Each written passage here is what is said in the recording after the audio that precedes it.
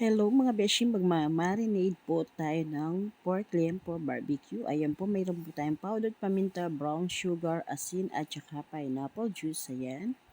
Ilagay na po natin yung ating pineapple juice. Tapos po naglagay na po tayo ng barbecue marinade sauce. Ayan po mga beshi. And then mga beshi, malinis naman po yung kamay natin at saka sa amin lang po yan mga beshi, pero kung sa mga customer po natin magagwantes po tayo para po wala silang masabi na marami tayo. Ayan mga beshi, minimekos-mekos ko lang, tapos po linagay ko na po yung aking pork liempo.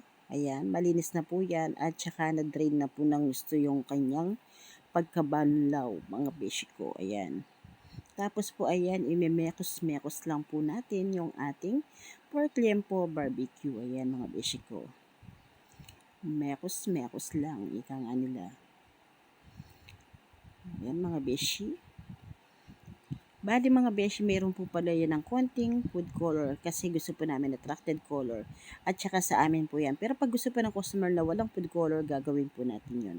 Tapos po mga beshi, yan, ng pagka ano po niya ng 30 minutes, pagka marinade po niyang set aside ng 30 minutes, nagihaw na po tayo kasi oras na po dyan, biglaan lang po yan na request ng aking pamangkin na gusto daw niya is barbecue, mga beshi na ulam. Ayan na po mga beshi, habang nagihaw tayo, nakasilip tayo sa bundok ng Arayat mga beshi. Dahil umulan pa lang po, kaya tignan nyo po, lubog yung daanan.